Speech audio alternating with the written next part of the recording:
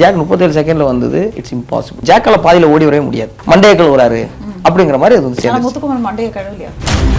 ஸ்ரீகுமரன் தங்க மாளிகையில் மாபெரும் வளையல் திருவிழா ஜனவரி 10 முதல். Twin Birds. Wear it, feel it, love it. VVD, the power of purity with 80 years of legacy in consumer goods.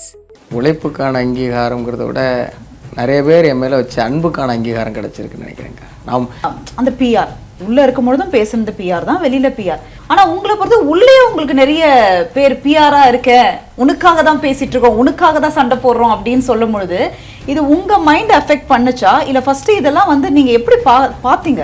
ஏன்னா ரவியண்ணன் நான் பார்க்குறேன், ரயான் கிட்ட உட்காந்து ரொம்ப நேரம் பெட்டி பற்றி பேசுகிறார்.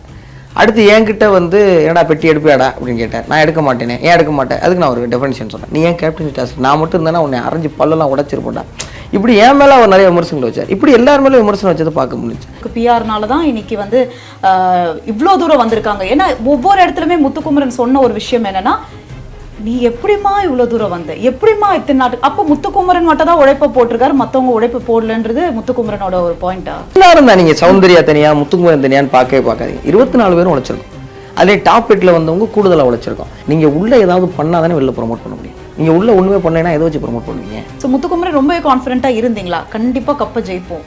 முத்து பொறுத்த வரைக்கும் வந்து அந்த மைண்ட் கேம், யார்கிட்ட எப்படி பேசி ஸ்விட்ச் ஆன் பண்ணோம் ஆஃப் பண்ணோன்ற ஒரு mind game is very very important for Big Boss. நான் அதை உண்மையாக பாராட்டுறேன். ஆமாம், இந்த ஸ்ட்ராட்டஜிங்கிற வார்த்தை வந்து இந்த சீசனில் முத்துக்குமரன் அப்படின்னா ஸ்ட்ராட்டஜின்னு வச்சுட்டாங்க. ஸ்ட்ராட்டஜிங்கிறது ஏதோ ஒரு கெட்ட வார்த்தை மாதிரி இந்த சீசனில் பார்க்கப்பட்டுச்சு. முத்துக்குமரன் எல்லாரையும் வந்து மண்டையக்கள் வராரு அப்படிங்கிற மாதிரி அது வந்து முத்துக்குமரன் மண்டைய கழுவலையா?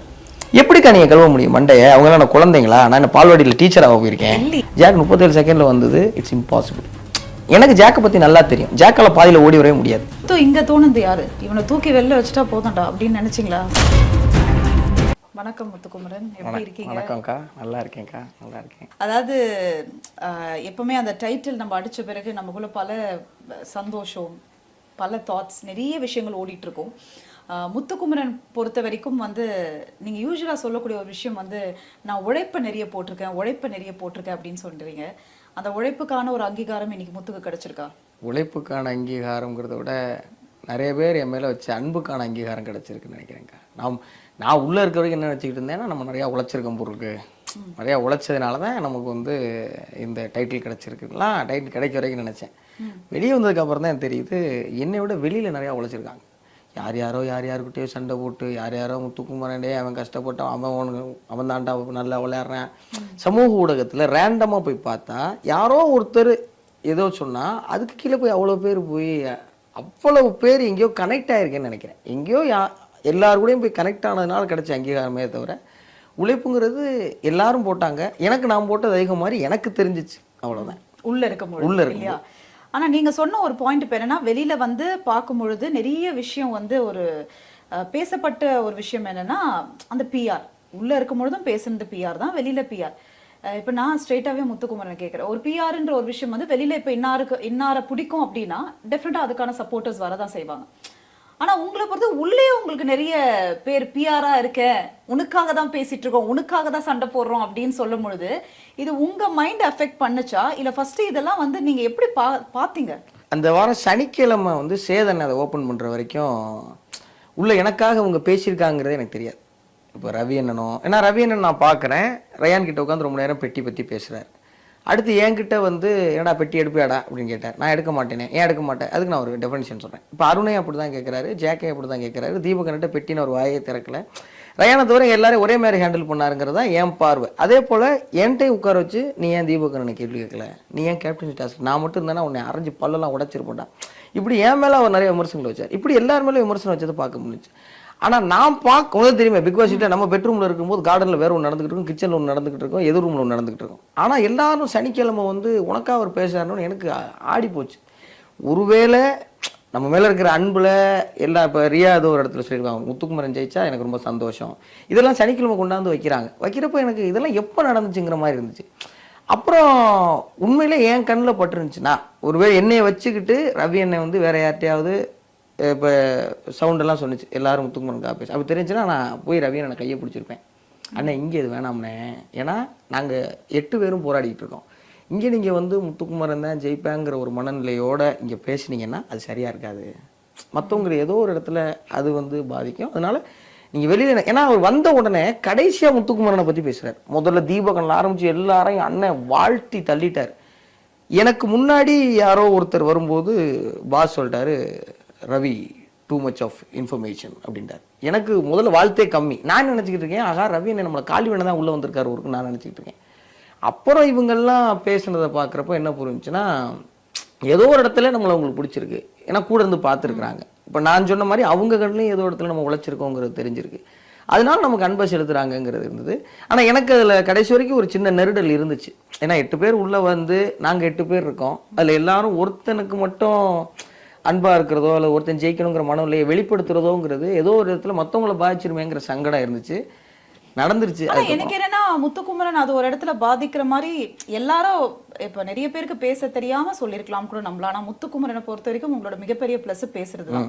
அப்ப நீங்க ஒரு இடத்துல எல்லாம் வந்து உங்களுக்கு அந்த தாட் இருந்ததுல, பிகாஸ் ரன்னராக வந்த சௌந்தர்யாவை இப்ப நான் கேட்கிறேன், உங்களுக்கு அந்த தாட் இருந்ததா? உங்களுக்கு பிஆர்னாலதான் இன்னைக்கு வந்து இவ்வளவு தூரம் வந்திருக்காங்க. ஏன்னா ஒவ்வொரு இடத்துலயுமே முத்துக்குமரன் சொன்ன ஒரு விஷயம் என்னன்னா, நீ எப்படிமா இவ்வளவு தூரம் வந்த, எப்படிமா இத்தனை நாட்டுக்கு? அப்ப முத்துக்குமரன் மட்டும் தான் உழைப்ப போட்டிருக்காரு, மத்தவங்க உழைப்பு போடலன்றது முத்துக்குமரனோட ஒரு பாயிண்டா?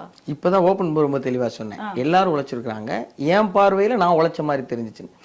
உழைப்புங்கிறது என்னதுன்னா, ஒரு டாஸ்க்ல போய் இறங்கி சௌந்தர்யா மட்டும் சொல்லுங்க. சௌந்தர்யா உழைப்பு போட்டிருக்காங்க எல்லாரும் தான். நீங்க சௌந்தர்யா தனியா முத்துக்குமரன் தனியான்னு பார்க்கவே பார்க்காதீங்க. 24 பேரும் உழைச்சிருக்கோம். அதே டாப் 8ல வந்தவங்க கூடுதலா உழைச்சிருக்கோம். என்னன்னா ஒவ்வொருத்தரும் உழைச்ச ரகம் வேற. ஒருத்தன் சுருட்ட முடியும், ஒருத்தனுக்கு கோர முடியும், அவ்வளவுதான். நான் வந்து ஒரு விஷயத்தை சீரியஸா எடுத்து உழைச்சிருக்கேன். சௌந்தர்யா ஒரு விஷயத்தை ஃபன்னா எடுத்து உழைச்சிருக்காங்க. அவங்களால எல்லாத்தையும் ஃபன்னா ஹேண்டில் பண்ண முடியாது. அது ஒரு வகையான திறமை தான்.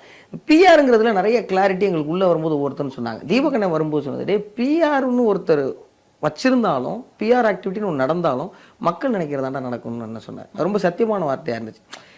இப்போ வெளில வந்ததுக்கப்புறம் தெரியுதுங்க, நிறைய பேர் நம்மளை வாழ்த்துறாங்க, நம்ம பண்ணதை எடுத்து போட்டிருக்காங்க, சப்போர்ட் ஃபார் முத்துக்குமரன் சொல்கிறாங்க. இதுதானே எல்லாருக்குமே நடந்திருக்கு. அப்போ மக்களுக்கு எது பிடிச்சிருக்கு, ஒரே ஒரு வார்த்தை கேட்டாங்க, நீங்கள் உள்ளே ஏதாவது பண்ணால் தானே வெளில ப்ரொமோட் பண்ண முடியும். நீங்கள் உள்ளே ஒன்றுமே பண்ணலைன்னா எதை வச்சு ப்ரொமோட் பண்ணுவீங்க? அப்போ மக்களுடைய முடிவு தாங்கிறது தெளிவாக தெரியுது. என்ன ஒரு சீரியஸாக பேசுகிறவனை கொஞ்சம் பேருக்கு பிடிக்குதுன்னா, காமெடி பண்ணுறவங்களும் கொஞ்சம் பேருக்கு பிடிக்குது, கலாய்க்கிறவங்களும் கொஞ்சம் பேருக்கு பிடிக்குது, அமைதியாக இருக்கவங்களும் கொஞ்சம் பேருக்கு பிடிக்குது, எல்லாத்தையும் கடந்து போகிறவங்களும் கொஞ்சம் பேருக்கு பிடிக்குது. இதில் ஏன் உங்களுக்கு சீரியஸாக இருக்கணும் பிடிச்சி, ஏன் காமெடி பண்ண பிடிச்சி நம்ம கீழே வைக்க முடியாது. அது அவங்க விருப்பம். எல்லாம் சேர்ந்தது தானே என்டர்டைன்மெண்ட்டு. அதனால பிஆர் நமக்கு தெரியல. இப்போ நான் வந்து ஒருத்தவங்க பிஆர் வச்சுருந்தாங்களா இல்லையாங்கிறத நம்ம நேரில் பார்க்கல. நம்ம வந்து அப்படி நடந்துச்சான்னு தெரியல. அப்படி நடந்துச்சுன்னு நமக்கு தெரியாத ஒரு விஷயத்த, ஆதாரம் இல்லாத விஷயத்த பேசுறது சரியும் கிடையாதுன்னு நினைக்கிறேன். சோ அது வந்து இப்ப இது வரைக்கும் தெரியல அப்படின்றீங்க. எனக்கு தெரிஞ்சுக்க விருப்பம் இல்லைன்னு நான் நினைக்கிறேன். விருப்பம் இல்லைன்றீங்க. ஏன்னா ஆனா உங்க கூட கம்பீட் பண்ணி இன்னைக்கு ரன்னர் அப்பாக வந்த சௌந்தர்யாவோடது நீங்க அந்த இடத்துல நினைச்சீங்களா? ஏன்னா எல்லாருக்குமே ஒரு யோசனை போச்சு, முத்துக்குமரன் நடிக்க போறாரா இல்ல சௌந்தர்யாவான்னு. ஆனா ஹவு கான்ஃபிடென்ட்? ஏன்னா ஐ திங்க் ஒரு 1 வீக்ல நீங்க ரொம்ப கான்ஃபிடென்ட். ஏன்னா ஐ திங்க் எல்லாருக்குமே இருக்கக்கூடிய அந்த கான்ஃபிடென்ட் தான், நம்ம தான் ஜெயிப்போன்றதுக்கு தான் நம்ம விளையாடுறோம். சோ முத்துக்குமரன் ரொம்பவே கான்ஃபிடென்ட்டா இருந்தீங்களா, கண்டிப்பா கப்ப ஜெயிப்போம்? சேதனை கையை தூக்குற வரைக்கும் அப்படி கண்டிப்பா கப்ப ஜெயிப்போம்லாம் சொல்லவே முடியாது. இருந்தது யோசனை. அது எப்படி நம்ம எப்படி உறுதிப்படுத்த முடியும்? வெளியில எப்படி மக்கள் நினைக்கிறாங்கன்னு நமக்கு தெரியாது. இப்போ எங்காலும் வெளியே போயிட்டு தீபகண்ணனோ மஞ்சரியோ வரும்போதும் அவங்க யாருமே வாய் திறக்க முடியாது. ஏன்னா நாங்கள் 24 மணி நேரம் அண்டர் சர்வேலன்ஸ்ல இருக்கோம். டேய் உனக்கு ஆதரவு இருக்குடான்னு கூட அவங்க ரொம்ப தயங்கி சொல்றாங்க. இப்போ எனக்கு ஆதரவு இருக்குன்னா அப்போ சௌந்தர்யாக்கு ஆதரவு இருக்காதா, விஷாலுக்கு இருக்கிறாதா, பவித்ராக்கு இருக்காதா? பவித்ரா வந்து எனக்கு பெரிய ஆச்சரியம் இருக்குல்ல. பவித்ரா அமைதியாவே இருந்தாங்க. எப்படி இவ்வளவு தூரம் வந்தாங்கன்னா, அந்த பொண்ணு நல்ல பொண்ணுன்னு எல்லாருக்கும் பிடிச்சிருக்கு. அப்போ நான் போய் கேள்வி கேட்கணும், ஏன் உங்களுக்கு நல்ல பொண்ணை பிடிச்சி, ஏன்டா ஒன்னே பிடிச்சிருக்கு ஒரு நல்ல பொண்ணை பிடிக்காதாங்கிற கேள்வி வந்து அதுக்கு என்ன பதில் என்கிட்ட இருக்கு. அதனால எல்லாரும் ஏதோ ஒரு விதத்துல பிடிச்சிருக்கு. இப்போ கிடைச்சா நானும் சௌந்தர்யா வர்றோம்னா சௌந்தர்யாவை நிறைய பேருக்கு பிடிச்சிருக்கு, முத்துக்குமரன் நிறைய பேருக்கு பிடிச்சிருக்கு. இப்போ யாரை அதிகம் பிடிச்சிருக்குங்கிறதான் கேள்வி. அந்த கேள்விக்கான பதில மக்கள் தான் சொல்லணும், அதை மக்கள் செல்வம் தான் சொல்லணும். நம்ம எப்படி அதை முடிவெடுக்க முடியும்? அதனால கையை தூக்குற வரைக்கும் கடைசி நிமிடம் வரைக்கும் பதட்டமும் கேள்வியும் ஓடிட்டே தான் இருந்துச்சு. நிறைய பேருக்கு ஒரு விஷயம் என்னன்னா, ஒரு சாமானியனாக ஒரு காமன் பர்சனாக இருந்து நான் வந்து இவ்வளவு தூரம் வந்திருக்கேன் அப்படின்றது ஒரு விஷயம். ரெண்டாவது வந்து முத்து பொறுத்த வரைக்கும் வந்து அந்த மைண்ட் கேம், யார்கிட்ட எப்படி பேசி ஸ்விட்ச் ஆன் பண்ணோம் ஆஃப் பண்ணோன்ற ஒரு mind game is very very important for Big Boss. நான் அதை உண்மையாக பாராட்டுறேன். அது ஸ்டார்டிங் டே 1ல இருந்து நான் உங்ககிட்ட எனக்கு ஷாக்கா இருந்தது முத்துக்கிட்ட அதை பார்க்கும்பொழுது, சின்ஸ் ஐ நோ யூ. ஒருத்தரையும் நீங்க மைண்ட் கேம் பண்ணி இவ்வளவு தூரம் கொண்டு வந்தது வந்து இது உங்களோட ஸ்ட்ராட்டஜியா இருந்ததா? ஆமா, இந்த ஸ்ட்ராட்டஜிங்கிற வார்த்தை வந்து இந்த சீசன்ல முத்துக்குமரன் அப்படின்னா ஸ்ட்ராட்டஜின்னு வச்சுட்டாங்க. ஸ்ட்ராட்டஜிங்கிறது ஏதோ ஒரு கெட்ட வார்த்தை மாதிரி இந்த சீசன்ல பார்க்கப்பட்டுச்சு. ஸ்ட்ராட்டஜினா என்ன, ஒரு ஐடியா தான்க்கா. ஒரு கேம் அணுகும் போது ஒன்றும் இல்லை, இங்க இருந்து கீழே கார் பார்க் பண்ண போறீங்க, லிஃப்ட்ல போறீங்களா படியில போறீங்களான்னு யோசிப்பீங்கல்ல, இதுதான் ஸ்ட்ராட்டஜி. நம்ம ஒரு விஷயத்தை அணுகிறதுக்கு முன்னாடி ஏதோ ஒரு யோசனை வச்சுக்க போகிறோம். இந்த விளையாட்டு அணுகிறதுக்கு முன்னாடி நான் மேடையில் சொன்னேன், இந்த விளையாட்டில் என்னோட ஸ்ட்ராட்டஜி என்னன்னு சேதனை கேட்டிருப்பாரு. தமிழ் தான் என்னோட ஸ்ட்ராட்டஜின்னு சொல்லுவேன். தமிழ் என்ன சொல்லி கொடுக்குறேன்னா, நேர்வோட பேசுன்னு சொல்லி கொடுக்கு. நீ எங்கேயாவது தப்பு பண்ணுறியா அது திருத்திக்க, வேற யாரும் தப்பு பண்ணுறானா தைரியமாக தட்டிக்கல். இது 3 தான் என் ஸ்ட்ராட்டஜி. இது 3 தான் இந்த கேம் அணுகிறதுக்கு நான் கொண்டு வந்தது. ஏன் அவங்களால பேசி எல்லாரையும் வந்து கன்வின்ஸ் பண்ண முடிஞ்சு அப்படின்னு கேட்டிங்கன்னா, எல்லாரும் யோசிச்சதான். இப்போ பாய்ஸ் டீம் ஒரு கட்டத்தில் என்ன விமர்சனம் வந்துச்சு, முத்துக்குமரன் சொல்றதுக்கெல்லாம் தலையாட்டுறாங்க. எல்லாருக்கும் அதே ஐடியா தான், ஒரு விஷயத்தை இப்படி பண்ணணும்னு எல்லாருக்கும் தோணுச்சு. ஆனால் 8 பேரில் நான் 15 வருஷமா என்ன ப்ராக்டிஸ் பண்ணியிருக்கேன்னா, ஒரு விஷயத்தை யோசிச்சு அதை சரியாக பேசுறதுக்கு ஒரு பயிற்சி பண்ணியிருக்கேன். இப்போ விஷாலால் வந்து டக்குன்னு கவுண்டர் அடிச்சிட முடியும், அருணால ஒரு விஷயத்த வந்து கதை வடிவத்தில் சொல்லிட முடியும். இப்படி மஞ்சரிக்கு, ஜாக்லினுக்கு, தீபகண்ணனால எவ்வளோ கடுமையான சூழ்நிலை தானே கையாள முடியும், நம்மளால முடியாது, கோவப்பட்டுருவோம். இப்படி எல்லாருக்கும் ஒன்று இருக்குல்ல, இதில் பேசுறது நம்ம கை கொடுத்துச்சு. எல்லாரும் யோசிச்சு அதை ஆர்டிகுலேட் பண்ணுறதப்போ இருக்கிற 3 செகண்ட்ல நான் அதை ப்ரெசென்ட் பண்ணிட்டேன். எல்லாரும் இதை தான்ப்பா நாங்கள் சொல்ல வரோம் அப்படின்னு அதை ஆமோதிச்சுட்டாங்க. அது கடைசியில் என்ன ஆயிடுச்சு அப்படின்னா, முத்துக்குமரன் எல்லாரையும் வந்து மண்டையை கழுவுறாரு அப்படிங்கிற மாதிரி அது வந்து சேர்ந்து. முத்துக்குமரன் மண்டையை கழுவலையா? எப்படிக்கா நீங்க கழுவ முடியும் மண்டையை? அவங்க என்ன குழந்தைங்களா? நான் என்ன பால்வாடியில் டீச்சராக போயிருக்கேன்? இல்லையே. ஆனா சில விஷயங்கள் நம்ம சொல்ல முடியுது. இப்போ ஒரு உதாரணத்துக்கு நான் சொல்றேன், ஜாக்லின் வந்து பாக்ஸ் எடுக்கிறதுக்கு போகும்பொழுது நம்ம அது யோசிச்சு பார்த்தா it is not possible. 100% not possible. அப்ப முத்துக்குமரன் அந்த இடத்துல இருந்தா மேபி நீங்க ஜாக்குக்கு யோசிச்சுக்கோன்னு சொல்லியிருக்கலாம். ஆனா முத்துக்குமரன் மேபி அந்த ஃப்ரெண்ட்ஷிப் இதுவாகவும் இல்ல ஜாக் ஜெயிக்கணும்ன்றத கூட கான்ஃபிடென்ட்டாகவும் சொல்லியிருக்கலாம். But how was that? அந்த இடம் வந்து பாஸ் வந்து நானும் ரயான் ஜாக்லின் 3 பேரும் போய் நிக்கிறோம். ஜாக்லின் நீங்க தான் முயற்சி பண்றீங்க அப்படிங்கிறாங்க. இது முடியாதுங்கிறது தெரிஞ்சு போச்சு. நான் ரயான்கிட்ட வந்து அந்த லிவிங் ஏரியா சோஃபாலேருந்து வெளில வரும்போது சொன்னேன், டே ஜாக்கை தடுத்து நிறுத்திடுமாடான்னு கேட்குறேன். அந்த பெட்டி டாஸ்கில் நானும் ரயானும் போய் நின்னது, எல்லா ரவுண்ட்லையும் நாங்கள் 2 பேரும் போய் நின்னதுக்கான ஒரே காரணமே என்னன்னா, இதில் யாரும் மாட்டி வெளியே போயிடக்கூடாதுங்கிறத நாங்கள் ரொம்ப கான்ஷியஸ் ஆகிட்டோம். ஒன்று நீ ஓடு, இல்லை நான் ஓடுறேன், 2 பேர் போனாலும் உசுர கையில் பிடிச்சி ஓடி வந்துடும். மற்றவங்க போனாலும் மாட்டிடுவோம்னா, பவித்ரா போகும்போதும் சவுண்டு போகும்போதும் விஷால் போகும்போதும் ரொம்ப ரொம்ப கவனமாக தயார்படுத்தி அனுப்பணும். என்ன ஆயிடுச்சுன்னா, முதல் 2 ரவுண்ட் நானும் ரயானு மட்டும் போகிறப்போ பாஸ் என்ன பண்ணார், அடுத்த ரவுண்டு வந்து பாய்ஸ் போகக்கூடாது, கேர்ள்ஸ் தான் போகணுன்ட்டார். அப்போ கேர்ள்ஸ் பவித்ரா போய் அதே டைம் நாங்கள் நினச்சோம் டைமில் தான் மாற்றுவாங்க மீட்டர், அதே டைம் அதே மீட்டர் போயிட்டு பவித்ரா சக்ஸஸ்ஃபுல்லாக வந்துட்டாங்க. வந்தோடனே பிக் பாஸ் என்ன சொல்கிறாரு, இப்போ புரியுதா உங்களுக்கு, ஆனாலும் முடியும்னா பெண்ணாலும் முடியும் அப்படின்னு அவர் மோட்டிவேட் பண்ணி இந்த சமூகத்துக்கு ஒரு பெரிய செய்தியை கொண்டு வந்து சேர்த்திருக்காரு. இப்போ போய் ஜாக்லின்ட்ட முடியாதுன்னு சொன்னால் அப்போ அவ்வளோ நேரம் போட்ட உழைப்பும் இந்த சமூகத்துக்கு போன செய்தியும் இருக்குல்ல, அது தப்பாக போயிடும். இது எங்களுக்கு ஒரு பக்கம். எந்திரிச்சோன்னா நான் தான் முதல்ல ரயான்ட்ட சொன்னேன், டே ஜாக்கை தடுத்து நிறுத்திடுவோமாடாங்கிறேன். அவன் வந்து தயங்குறான், இல்லை அது சொன்னேன் அப்புறம் தப்பாக இருக்கு மேடம் அப்படிங்கிறேன். அப்புறம் என்ன பண்ணுறோம், ஜாக்கை வந்து மோட்டிவேட் பண்ணுறோம். நீங்கள் யோசிச்சு பாருங்க, பவித்ரா போன ஸ்பீடில் ஜாக் ஓடி இருந்தா 35 செகண்ட் டைம், ஜாக் வந்து 40 செகண்டுக்கு மேலே இருக்கும் வர்றதுக்கு. ஜாக் 37 செகண்டில் வந்தது. It's impossible. இன்னும் கொஞ்சம் ஜாக் கொஞ்சம் முயற்சி இருந்தால் கண்டிப்பாக 35 ஜாக் வந்திருக்கும். அதுக்கு ரெடி பண்ண ஆரம்பிச்சிட்டோம். நாங்கள் ரெடி பண்ண ஆரம்பிச்சிட்டோம். ரெடி பண்ணி அப்புறம் ரயானுக்கு ஒரு இடத்துல மனசு வருது. ரயான் நேராக ஜாக்கிட்ட போல, நேராக ஏன்ட்ட வந்தான், டே ஜாக்கை நிறுத்திடுவாடான்னு கேட்டான். நான் மண்டே, நீ ரயான் ஜாக்கிட்ட சொல்லும்போது பார்த்தா நான் மண்டையை கை வச்சுக்கிட்டே இருப்பேன். ஏன்னா அது எப்படி ஜாக் எடுத்துக்க போகுது. எனக்கு ஜாக்கை பற்றி நல்லா தெரியும். ஜாக்கால் பாதியில் ஓடி வரவே முடியாது. ஜாக் அப்படிப்பட்ட ஆளே கிடையாது. நான் போய் ஜாக் குறுக்க விழுந்து தடுத்திருந்தாலும் கண்டிப்பாக ஜாக் பாதியில் வராமல் போய் தொட்டுட்டு அவுட்டாக தான் இருக்கும். அதனால இதை நான் ஜாக்கிட்ட சொல்லி, ஏன்னா நான் தான் போய் தயார்படுத்துகிறேன். உயிரை பிடிச்சிட்டு ஓடிருந்தேன். நானே போய் ஜாக் பாதியில் ஓடி வந்துருன்னா உயிரை பிடிச்சிட்டு ஓடுறத ஜாக் கேட்குமா, பாதியில் ஓடி வர்றது கேட்குமா? ரெண்டையும் நான் பேசுனேன்னா அப்போ நானே ஒரு ஸ்டாண்டில் இல்லைன்னா ஜாக் எப்படி ஜெயிக்க முடியும்? அப்போ ரயான் வந்து டே சொல்லிடுவானா கேட்டேன். தயவு செஞ்சு போய் சொல்லிருட்டேன். நான் என்கிட்ட கேட்டுட்டு தான் ரயான் போகிறேன். ஓகேடா சொல்லிடுடான்னு. அப்புறம் மஞ்சரி இங்கேருந்து கேட்குது, ஜாக் ரயான் சொன்னது ஞாபகம் இருக்கான்னு கேட்குது. உடனே ஜாக் கையை காமிச்சிச்சு. அப்போ நாங்கள்லாம் சரி ஓகே ஜாக் வந்து வந்துரும் நம்பிட்டு இருக்கோம், பாதியில வந்துரும். ஆனா நீங்க எக்ஸ்பெக்ட் பண்ணது இல்ல ஒரு ஃபைனல்ஸ் வரைக்கும் வரக்கூடிய ஒரு ஒன் ஆஃப் த கண்டெஸ்டன்ட்டா எல்லாருமே எதிர்பார்த்தது தானே. எல்லாருமே எதிர்பார்த்து, முத்துக்குமரன் மட்டும் கிடையாது, வீட்டில் இருந்தவங்களும் சரி வெளியில இருந்தவங்களும் சரி எல்லாருமே வந்து ஜாக்லின் சரி தீபக்னே சரி மஞ்சரி சரி கண்டிப்பா அது எப்படி இல்லாம 105 நாள் நம்ம ஒருத்தர் கூட விளையாடி இருக்கோம். எப்பயுமே நான் சின்ன வயசுல கபடி விளையாடுவேன். என்னதான் நம்ம இந்த டீம்ல இருந்தாலும் ஆப்போனன்ட் டீம்ல யாரோ ஒருத்தன் வந்து நம்மளை வந்து வியக்க வச்சுறான். என்ன இவனை தூக்கி வெளியே உட்கார வச்சோம்னா அந்த டீமை முடிச்சிடலாண்டான்னு தோணும். அப்பதான் அந்த செகண்ட் வீக்லலாம் வந்து இங்க தோணுது யாரு இவனை தூக்கி வெளில வச்சுட்டா போதும்டா அப்படின்னு நினைச்சீங்களா ஸ்டார்டிங்ல இருந்து? அதான் அந்த செஸ் எல்லாம் வச்சு அடி வாங்கினேன், அது அப்படி வந்த கதை தான் அது. கேர்ள்ஸ் டீம்ல யார் வெயிட்டா இருக்கா, கேர்ள்ஸ் டீம்ல யார் யோசிக்கிறா, யார் பயங்கர செயல்படுறா, ஜாக்லின். அப்போ ஜாக்லின் தூக்கி வெளியே வச்சோன்னா அந்த டீமை வந்து நம்ம கொஞ்சம் ஈஸியாக ஹேண்டில் பண்ணலாம். அப்படி ஆரம்பிச்சதான்.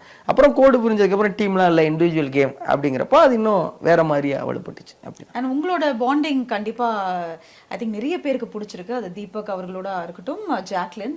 ஸோ சொல்லுங்க, அந்த பாண்டிங் எவ்வளோ ஸ்பெஷலா இருந்தது? இந்த வீட்டில் போயிட்டு இப்படி ஒரு அழகான நட்பு உங்களுக்கு கிடைச்சிருக்கு. எல்லாரு கூடயுமே நான் ஒரு சின்ன கோடு வச்சுக்குவேன். அந்த கோட்டை கடந்து நானும் போக மாட்டேன், யாரையும் போக விட மாட்டேன். அது பிக் பாஸ் மாதிரியான நிகழ்ச்சி போகும்போது அந்த நிகழ்ச்சியே வந்து ஒருவர் முன்னேறுகிற நிகழ்ச்சி. இப்போ இன்னொருத்தரை பிடிச்சி காலவாரி விட்டு இழுத்து விட்டு அந்த வேலையெல்லாம் பார்க்க வேணாம். அதே நேரத்தில் நீங்கள் ஒருத்தர் கூட நட்பு பாராட்டிங்க வைங்களேன், அவர்கிட்ட குறை சொல்கிறதே உங்களுக்கு சிரமம். இப்போ கடைசியாக வந்து என்கிட்ட எல்லாரும் கேள்வி கேட்குறாங்க. எல்லாரும் எதிர்த்து கேட்டேன், முத்துக்குமரன் ஏன் தீபக் அண்ணன் மட்டும் எதிர்த்து கேட்கல? ரொம்ப முக்கியமான காரணம், நான் எதிர்த்து கேட்குற மாதிரி அவர் எதுவும் நடந்துக்கல. அது ஒன்று. இன்னொரு காரணம், ஏதாவது ஒரு இடத்துல அவர் ஏதோ ஒன்று பண்ணுறாருனாலும் அவரை சபையில் வச்சு கேட்காம தனியாக போய் அண்ணன் இங்கே நீ ஏதோ லேசாக கோபுற மாதிரி இருக்கேனே அப்படின்னு சொல்கிற ஒரு பாண்டுக்குள்ளே போயிட்டோம். இது ஆனந்தி கடைசியாக வந்து ஒரு விஷயம் சொன்னாங்க. முத்து, தீபக் வெளில போனது, நான் தீபக் வெளில போனதுக்கு என்ன காரணம் தெரியாமல் வீட்டுக்குள்ள கிறுக்கு பிடிச்சி அலைய ஆரம்பிச்சிட்டேன். ஏன் வெளியே போச்சேன்னே, ஏன் வெளியே போச்சேன்னே. அப்போ ஆனந்திட்ட கேட்குறப்ப ஆனந்தி சொன்னாங்க, அவர் ஹீரோவாக இருந்தார் முத்து, ஆனால் அவருக்கு வில்லன் இல்லாமல் போயிடுச்சு இந்த விளையாட்டில். ஒருவேளை நீ தீபக்கனை எதிர்த்துன்றா தீபக்கனை ஃபைனல் வரைக்கும் வந்திருப்பார். எனக்கு ரொம்ப கில்ட் ஆயிடுச்சு. இதை தான் நான் வீட்டுக்குள்ளே போகும்போது நினச்சிட்டு போகிறேன். யார் ஒரு கூடயும் நம்ம நட்பு ரீதியாக ஒன்றா ஆகலைனாலும் அந்த விளையாட்டை நல்லபடியாக எடுத்துகிட்டு போக முடியும். யோசிச்சு பாருங்க, நம்ம பிக் பாஸ்க்குள்ளே போயிட்டோம், நம்ம ஃப்ரெண்டாக இருக்கோம், நாமினேஷன் ரூமில் போய் நான் அவனை நாமினேட் பண்ணால் எப்படி இருக்கும்? அதை விட மோசமான விஷயம் ஏதாவது இருக்கா? நீ என்கிட்ட ஒரு விஷயம் சொல்கிறேன், நான் எதார்த்தமாக பக்கத்தில் யார்ட்டையும் அதை சொல்லிடுறேன், அது எவ்வளோ தப்பு. அப்போ பாண்டுக்குள்ளே போனால் தானே இந்த சிக்கல். நான் இங்கே வந்து இதுக்கு விளையாடுறதுக்கு, நான் இங்கே வந்து இதுக்கு எனக்கு சரின்னு தோன்றது சரின்னு, தப்புன்னு தோன்றது தப்புன்னு சொல்கிறதுக்கு. இப்போ மஞ்சரிக்கு எனக்குமான இணக்கம் என்னன்னா, மஞ்சரி தப்புனா மூஞ்சிக்கு நேரம் தப்புன்னு சொல்ல முடியும், தீபகண்ணை தப்புனாலும் மூஞ்சிக்கு நேரம் தப்புன்னு சொல்ல முடியும். இப்போ இந்த நட்பு இருக்குல்ல, நீங்கள் தப்புனா நீங்கள் தப்புன்னு நான் உங்களுக்கு சொல்கிற உரிமையை கொடுக்குற நட்பு இருக்குல்ல, அது பிக் பாஸ் வீட்டில் ஃபார்ம் ஆகிறது ரொம்ப கஷ்டம். நிறைய பேரோட நட்பு எப்படி இருக்குன்னா, அவன் தப்பு பண்ணாலும் அவன் கூட நிற்க வேண்டிய சூழல் உருவாகும். பெஸ்ட் பிளேயர் ஒஸ்ட் பிளேயர் சொல்லும்போது எங்களுக்கு சிரிப்பாக வரும். டே அவன் என்னடா பண்ண பெஸ்ட் பிளேயர். நண்பர்களுங்கிறதுக்காக சில பேர் போய் அவங்க பேரை உச்சரிப்பாங்க, அதை பார்க்குறப்ப காமெடியாக இருக்கும். அப்போ நம்ம இந்த சூழலுக்கு உள்ளாயிடக்கூடாதுங்கிறதுக்காகவே நட்பு ரொம்ப ரொம்ப தவிர்த்தோம். இதை கடந்து ஒருத்தருடைய நேர்மையும் ஒருத்தருடைய விளையாடுற விதமும் எங்கேயோ நம்மளை கவரும் போது தீபகண்ணை நான் அது எப்படி சேர்ந்தோங்கிறது அவருக்கும் புதிர் எனக்கும் புதிர். முந்தானத்து போய் தீபகண்ணை வீட்டில் நைட்டு 2 மணி வரைக்கும் அண்ணி கேட்குறாங்க, எப்படா 2 பேரும் சேர்ந்தீங்க? தெரியல நீ ஏதோ நீ. அவரும் இண்டிவிஜுவல் கேம் விளையாடணும்னு வந்தார், நான் ஒரு இண்டிவிஜுவல் கேம் விளையாடணும் வந்தேன். நாங்கள் 2 பேரும் இண்டிவிஜுவல் ஆகிட்டோங்கிறதே வெளில வந்ததுக்கு அப்புறம் தான் தெரிஞ்சுது. அதே மாதிரி ஜாக் ஒரு நல்ல காம்படிட்டர். ஜாக்குக்கு என்னன்னா, ஜாக் உள்ளே வந்தப்போ நான் அக்கான்னு கூப்பிட்டேன். அப்போ என்ன சொல்லிச்சு ஜாக்குனா, என்னை அக்கான்னு கூப்பிடாத, நான் அப்புறம் உன்னை தம்பின்னு கூப்பிட ஆரம்பிச்சிட்டேன்னா நமக்குள்ள ஒரு நட்பு உருவாயிரும், அது இந்த விளையாட்டுக்கு ஆரோக்கியம் இல்லை, நான் யாரு கூடயும் பாண்டு வச்சுக்க மாட்டேன் அப்படின்னு சொல்லிச்சு. ஆனால் ரொம்ப எமோஷ்னலாக ரொம்ப சென்சிட்டிவாக இருந்தாலும் ஜாக்கு எப்பவுமே ஒரு நல்ல நண்பர் தேவை. அதனால தான் ரயானா இருக்கட்டும், சவுண்டாக இருக்கட்டும், அதனால தான் அண்ணி உள்ளே வந்து ஜாக் வந்து 2AM ஃப்ரெண்ட் அப்படின்னாங்க. மஞ்சரிக்கும் ஜாக்குக்கு உருவான பாண்டாக இருக்கட்டும், அதுதான் ஜாக்குக்கு என் விளையாட்டு மேலே ஒரு பெரிய மரியாதை இருந்தது. அந்த மரியாதை என் மேலே இருந்தது. அந்த மரியாதை நானும் கொடுக்குற இடத்துல இருந்தேன். அது ரொம்ப அழகாக நட்பாக. நான் யாரையுமே பக்கத்தில் விட மாட்டேன், ஆனால் ஜாக் இருக்கும்போது ஒரு நல்ல கம்ஃபர்டபுள் இருந்தது. அந்த நட்பில் வந்து ஒரு நேர்மை இருந்துச்சு. அந்த நட்பில் எந்த வஞ்சமும் இல்லை. வீட்டுக்குள்ளே இப்படி தான் இருக்கும், 24 மணி நேரம் உங்களை சுற்றி 60 கேமரா இருக்குன்னா உணவு வந்து ஏதோ ஒன்று சொல்கிறேன், ஆத்தாடிவன் எதுக்கு இதை சொல்கிறாங்கிற பயம் இருக்கும். முதல் ஒரு 60-70 நாளில் வந்து நான் பேசுகிற எல்லாத்துலேயும் ஜாக் வந்து சந்தேகம் எழுப்புச்சு. ஜாக் நகர்த்துற எல்லா நகர்வுலையும் எனக்கு சந்தேகம் இருந்துச்சு. ஆனால் ஒரு 65 நாளுக்கு அப்புறம் அதெல்லாம் இல்லாமல் போயிடுச்சு. சரி, நம்மளை வீழ்த்துறதுக்காக இந்த வீட்டில் எந்த முயற்சி வரலைங்கிற நம்பிக்கை கிடைச்சோன்னா அது நட்பாக மாறுது. அப்படி சூப்பர். அண்ட் முக்கியமான ஒரு விஷயம் வந்து ஒவ்வொரு சீசனுமே அந்த ட்ராஃபி வந்து பார்க்குறதுக்கே அப்படியே ரொம்ப அட்ராக்டிவாக இருக்கும். ஸோ மக்களோட இன்னொரு முக்கியமான கமெண்ட்ஸ் என்ன வருதுன்னா, ஏன் இந்த சீசன் அந்த ட்ராஃபி வந்து ரொம்ப ஏன் இப்படி கொடுக்கணும் அப்படின்ற ஒரு விஷயம் இருந்தது. நிறைய பேர் அந்த அமௌண்ட் விஷயம் இப்போ நம்ம ஆஃப் கேம்லேயே டிஸ்கஸ் பண்ணோம் இல்லையா? ஸோ இதுவுமே வந்து why was this season அப்படின்றது முத்துக்கு அது ஃபீல் இருந்ததா? இல்ல அது ஒரு நீங்க வெளில வந்ததுக்கு அப்புறம் ட்ராஃபி பத்தி நான் அந்த எங்களுக்கு வர்றதுக்கு முன்னாடி ட்ராஃபி இன்ட்ரோடியூஸ் பண்ணாங்க. இந்த டான்ஸ் எல்லாம் ஆடி ஆக்டிவிட்டி ரூம்ல என் கண்ணுக்கு வந்து அது தங்கமா வெள்ளியா அதெல்லாம் தெரியல. என் கண்ணுக்கு வந்து அது மக்களோட அங்கீகாரம், அது 1 கோடி மக்களோட பல கோடி மக்களுடைய அன்பு, அது எந்த உலோகத்தாலானது. எல்லாரும் டிராஃபி கொஞ்சம் இதுவா இருக்குன்னாங்க. ரொம்ப அழகான டிராஃபி எல்லாருக்கும் வந்து அது இரும்புலையோ தங்கம் மூலமோ வெள்ளி மூலம். என்னோடது வந்து ஒரு கல்லில் ரொம்ப அழகாக அதை செதுக்கியிருந்தாங்க. இப்போ நீங்கள் நம்ம ஊர் பிள்ளையார்பட்டி போனீங்கன்னாக்கா, பிள்ளையார்பட்டிக்கு என்ன சிறப்புனா, தமிழ்நாட்டிலே ஒரே குடவர கோயில், ஒரே மலையை குடைஞ்சு கோயில் செஞ்சுருக்காங்க. இந்த கல்லில் சிற்பங்கள் செய்கிறது இருக்குல்ல, அது நம்ம பாரம்பரியத்தின்படி ரொம்ப ரொம்ப அழகு. மற்ற நாடுகள் எல்லாத்தையும் விட நம்ம ஊரில் இருக்க கோயில்கள் தான் யாழியாக இருக்கட்டும், ஒரு பெண் வடிவத்தில் ஜடையாக இருக்கட்டும், இதெல்லாம் கற்களை வந்து செதுக்கிறது இருக்குல்ல, அது ரொம்ப வெளிநாட்டிலேருந்து நம்ம ஊரில் வந்து அந்த கலை சிற்பத்தை தான் ரசிச்சுட்டு போகிறாங்க.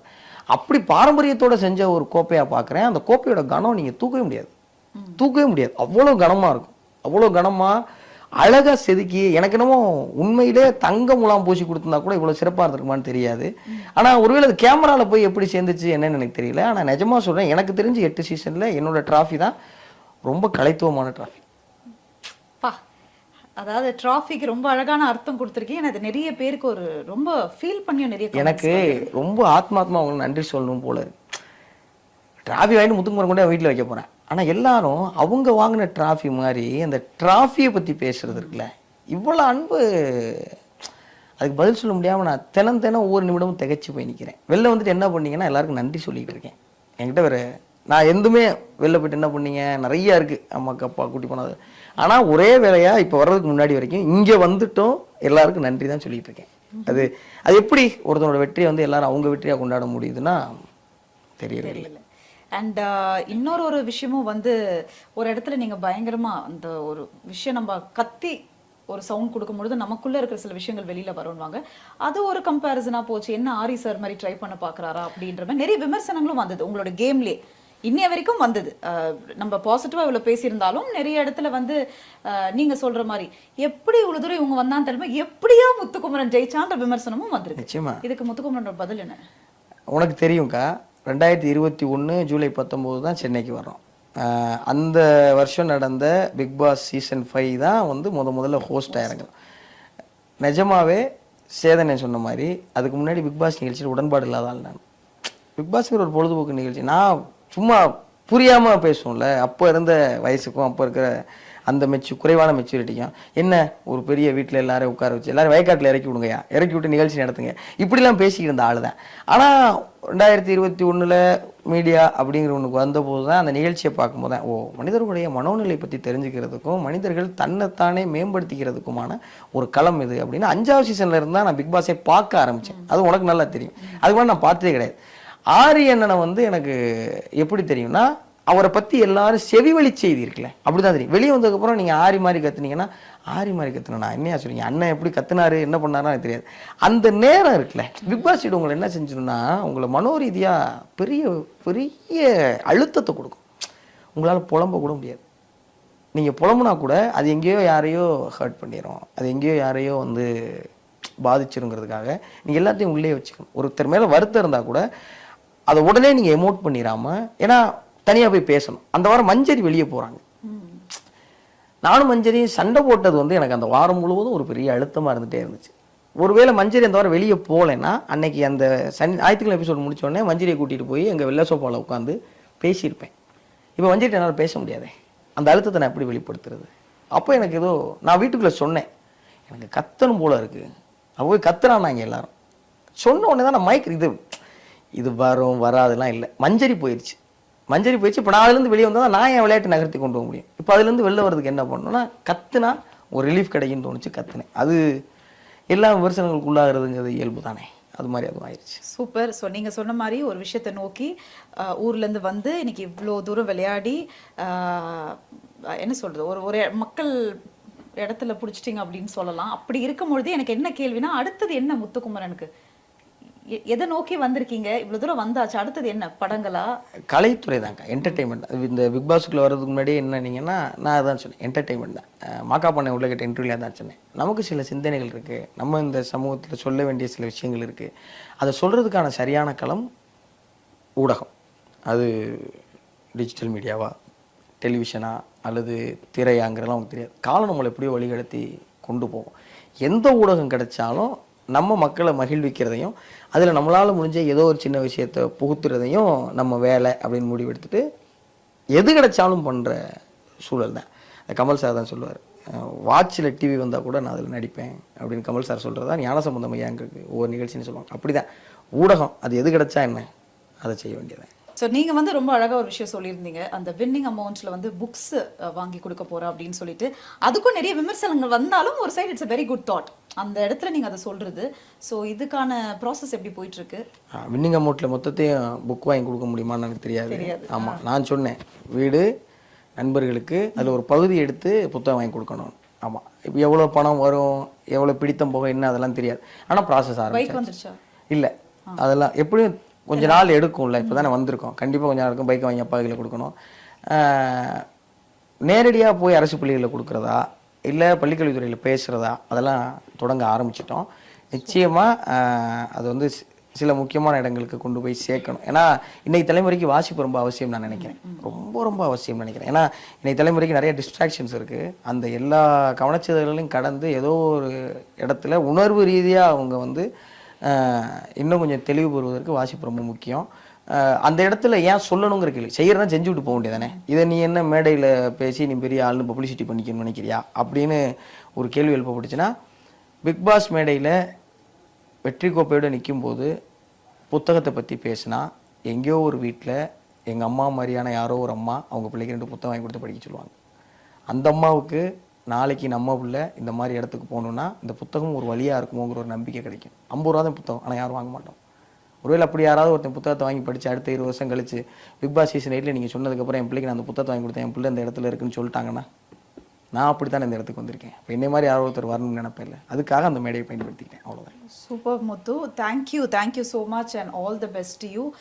ரொம்ப ரொம்ப சந்தோஷமான ஒரு தருணம். இப்படி ஒரு தருணத்தில் வந்து உன்னை சந்திச்சது வந்து ஏன்னா ஸ்டார்டிங் வந்து நிறைய பேர் என்ன சொன்னாங்கன்னா, உங்களுக்கு என்ன முத்துக்குமரன் மேலே அவ்வளோ வன்மம், ஏன்னா ரெவ்யூவராக நாங்கள் ரெவ்யூ பண்ணி தான் ஆகணும். ஸ்டார்டிங் உங்களோட கேம் உங்களுக்கே தெரியும், பட் எவ்வளோ பேருக்கு தெரியதில்லை. எனக்கும் முத்துக்குமரனை நல்லா தெரியும். பட் ரொம்ப சந்தோஷமாக இருக்குது. All the best you. நிறைய நீங்கள் பண்ணணும். ரொம்ப ரொம்ப நன்றி. பிகினர்ஸ் நேயர்கள் எல்லாருக்குமே நன்றி. விமர்சனங்கள் எல்லாருமே வச்சுட்டு இருந்தாங்க. இந்த செகண்ட் வைல்ட் கார்டு வந்தப்போ நான் வர்ஷிட்ட சொன்னதான், விமர்சனங்கள் தயவு செஞ்சு வைங்க, அதுதான் என்னையை நான் மாற்றிக்கிறதுக்கும் என்னை நான் உணர்றதுக்கும் ரொம்ப உதவியாக இருக்கும். எல்லாருக்கும் நன்றி, ரொம்ப ரொம்ப நன்றி. என்னை தொடர்ந்து பார்த்தவங்க, எனக்கு வாக்களித்தவங்க, என்னை விமர்சனம் பண்ணவங்க, என்னை திட்டினவங்க எல்லாருக்கும் ரொம்ப ரொம்ப நன்றி. உங்கள் எல்லாருடைய வார்த்தையும் தான் என்னை முன்னேற்றிருக்கு, திருத்தியிருக்கு, இன்றைக்கி இந்த இடத்துக்கு கொண்டு வந்து நிறுத்தியிருக்கு. எப்போதும் உங்களுக்கு நன்றி சொல்ல விட என்கிட்ட வேற வார்த்தை இல்லைன்னு நினைக்கிறேன். நன்றி. ஸ்ரீகுமரன் தங்க மாளிகையில் மாபெரும் வளையல் திருவிழா ஜனவரி 10 முதல். Twin Birds, wear it, feel it, love it. VVD, the power of purity with 8 years of legacy in consumer goods.